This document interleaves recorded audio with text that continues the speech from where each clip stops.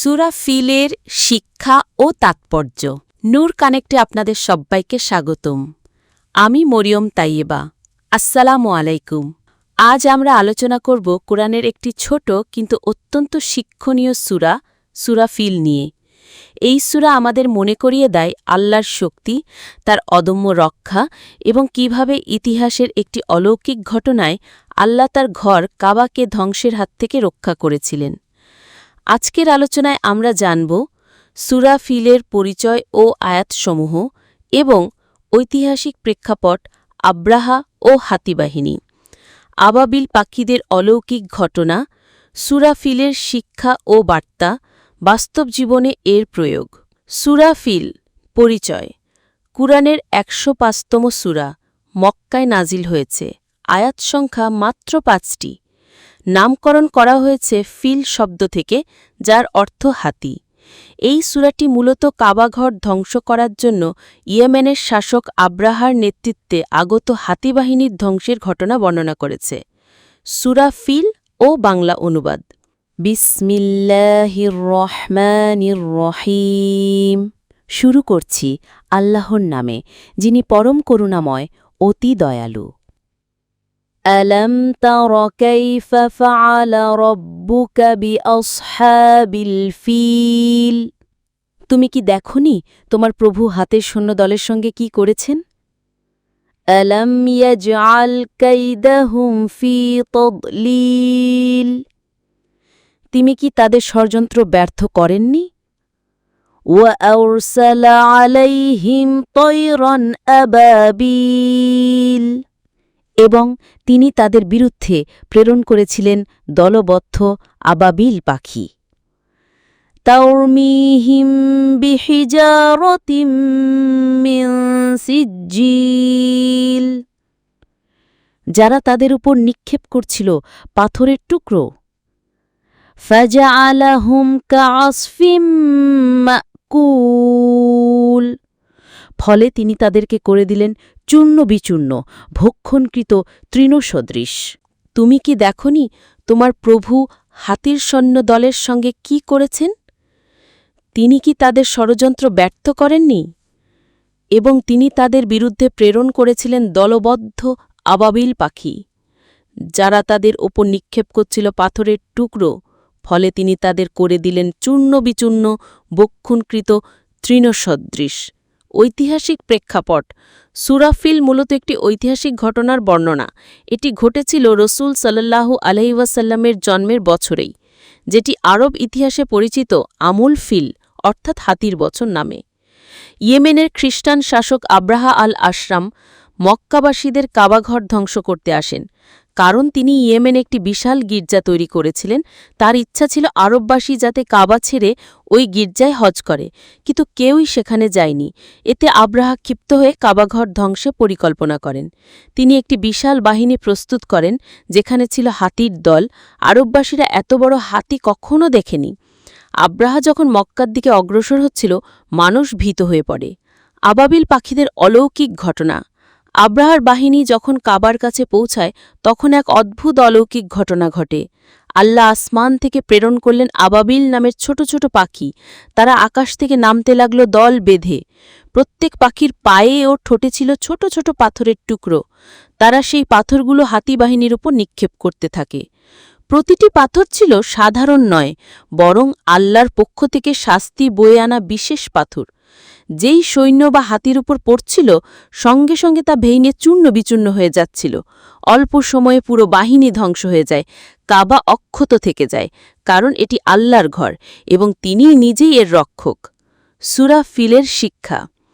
১. আল্লাহর শক্তি অপরাজেয়। কত বড় বাহিনী, কত শক্তিশালী হাতি, কিছুই আল্লাহর শক্তির সামনে টিকে থাকতে পারেনি। এই সূরা আমাদের মনে করিয়ে দেয় আল্লাহ চাইলে ছোট্ট পাখির মাধ্যমে বিশাল সেনাদল ধ্বংস করতে পারেন। ২. আল্লাহর ঘরের মর্যাদা।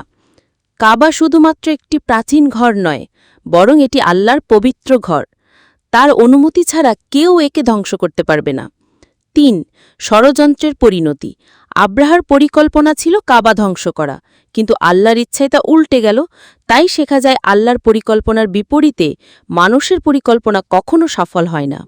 4 বিশ্বাসীদের জন্য আশ্বাস। মক্কা সাধারণ মানুষ ভীত হয়েছিল, কিন্তু আল্লাহ তাদের জন্য নিজেই ব্যবস্থা করেছিলেন। এতে শিক্ষায় আল্লাহর উপর ভরসা করলে তিনি নিজেই বান্দাকে রক্ষা করেন।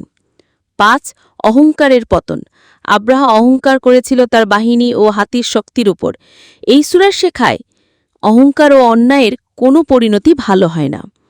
বাস্তব জীবনে সূরা ফিলের প্রয়োগ। 1 সামাজিক শিক্ষা। শক্তিশালী জাতীয় ধ্বংস হয় যদি তারা অন্যায়ের পথে চলে। দুর্বল জাতি টিকে যায় যদি তারা আল্লাহর উপর নির্ভর করে। 2 ব্যক্তিগত শিক্ষা। আমরা যতই শক্তি, টাকা বা ক্ষমতার উপর ভরসা করি না কেন, আল্লাহর ইচ্ছা ছাড়া কিছুই সম্ভব নয়। তাই জীবনের প্রতিটি কাজে আমাদের উচিত আল্লাহর উপর ভরসা রাখা। 3 নৈতিক শিক্ষা। অন্যায়ের ষড়যন্ত্র করা, সত্যকে ধ্বংস করতে চাওয়া, এসবের পরিণতি ধ্বংস। যেমন আব্রাহার বাহিনী ধ্বংস হয়েছিল, তেমনি যে কোনো যুগে অন্যায়কারীর পতন অনিবার্য। 4 আধ্যাত্মিক শিক্ষা। সূরা ফিল আমাদের ঈমান শক্তি করে। আল্লাহর রক্ষার শক্তি আমাদের জন্য সর্বদা ভরসার জায়গা হয়ে ওঠে। সূরা ফিলের ফজিলাত। 1 হাদিস ও ইসলামিক আলেমদের ব্যাখ্যা থেকে জানা যায় সূরা ফিল ছোট হলেও এতে রয়েছে অসাধারণ শিক্ষা ও ফজিলত। 2 আল্লাহর শক্তি স্মরণ করায়। এই সূরা পাঠ করলে একজন মানুষ উপলব্ধি করে আল্লাহর শক্তির সামনে পৃথিবীর কোনো বাহিনী বা ক্ষমতাই টিকে থাকতে পারে না। এতে ঈমান মজবুত হয় এবং আল্লাহর প্রতি পূর্ণ ভরসা জন্মায়। 3 শত্রুর হাত থেকে সুরক্ষা। অনেক ইসলামিক আলেমের মতে সূরা ফিল পাঠ করলে আল্লাহর ইচ্ছায় শত্রু ষড়যন্ত্র এবং অকল্যাণ থেকে হিফাজত পাওয়া যায়। 4 আত্মবিশ্বাস ও ধৈর্যের শিক্ষা। এই সূরা মানুষকে শেখায় বিপদে ধৈর্য ধরে আল্লাহর সাহায্যের দিকে তাকাতে। ছোট পাখির মাধ্যমে শক্তিশালী বাহিনী ধ্বংস হওয়ার কাহিনী বিশ্বাসী মানুষের অন্তরে সাহস যোগায়। 5 সন্তানদের জন্য শিক্ষা। শিশুদের এই সূরা শেখালে তারা খুব সহজে বুঝতে পারে দুনিয়ার কোনো শক্তি আল্লাহর শক্তির সমান নয়। এটি তাদের তাওহীদি চেতনা গড়ে তোলে। 6 আল্লাহর নেয়ামতের কদর করা। ফজিলতের অন্যতম দিক হল আল্লাহর নেয়ামতের জন্য কৃতজ্ঞ হওয়া। যেমন কুরাইশরা আল্লাহর কাবাঘরের কারণে নিরাপত্তা পেয়েছিল, তেমনি আমরাও আল্লাহর নেয়ামত স্মরণ করলে তিনি আরও নেয়ামত বৃদ্ধি করেন। প্রিয় দর্শক, সূরা ফিল আমাদের স্পষ্ট শিক্ষা দেয় যে আল্লাহর শক্তির সামনে কোনো শক্তি টিকে থাকতে পারে না। তিনি তার ঘর এবং তার বান্দাদের রক্ষা করেন। অহংকার এবং অন্যায়ের পরিণতি ধ্বংস। আল্লাহর উপর ভরসা রাখলেই নিরাপত্তা পাওয়া যায়। তাই আসুন আমরা সবাই আল্লাহর কাছে কৃতজ্ঞ হই, অন্যায় থেকে বেঁচে থাকি এবং জীবনের প্রতিটি পদক্ষেপে তার সাহায্যের উপর নির্ভর করি।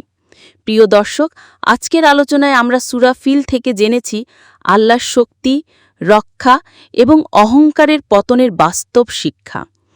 এখন আমি আপনাদের কাছে জানতে চাই, এই সূরার কোন শিক্ষা আপনাদের সবচেয়ে বেশি অনুপ্রাণিত করেছে? আপনারা কি মনে করেন আজকের সমাজে আমরা এই শিক্ষাগুলো কিভাবে প্রয়োগ করতে পারি? আপনাদের মূল্যবান মতামত নিচের কমেন্টে জানাতে ভুলবেন না। আপনাদের প্রতিটি মন্তব্য আমাদের জন্য অনুপ্রেরণা এবং আগামী কন্টেন্টকে আরও সমৃদ্ধ করতে সাহায্য করে। যদি ভিডিওটি ভালো লেগে থাকে, লাইক দিন, চ্যানেলটি সাবস্ক্রাইব করুন আর বেল আইকনে ক্লিক করুন যেন আমাদের প্রতিটি আলোচনার নোটিফিকেশন আপনার কাছে পৌঁছে যায় সবার আগে। এছাড়া আমাদের ফেসবুক পেজ অবশ্যই ফলো করবেন যাতে প্রতিটি আপডেট খুব সহজে পান।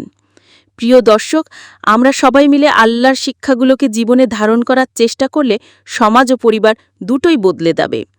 তাহলে আসুন আজকে থেকেই আমরা কৃতজ্ঞতার সাথে জীবনযাপন করি এবং আল্লাহর কাছে আশ্রয় প্রার্থনা করি। আমি মরিয়ম তাইয়েবা, নূর কানেক্ট থেকে আজকের এই আলোচনায় আপনাদের সঙ্গে ছিলাম। আপনাদের সবার দোয়া কামনা করছি। ইনশাল্লাহ আবারও নতুন এবং হৃদয়স্পর্শী আলোচনায় দেখা হবে। ততদিন ভালো থাকুন, নিরাপদ থাকুন। আল্লাহ হাফেজ।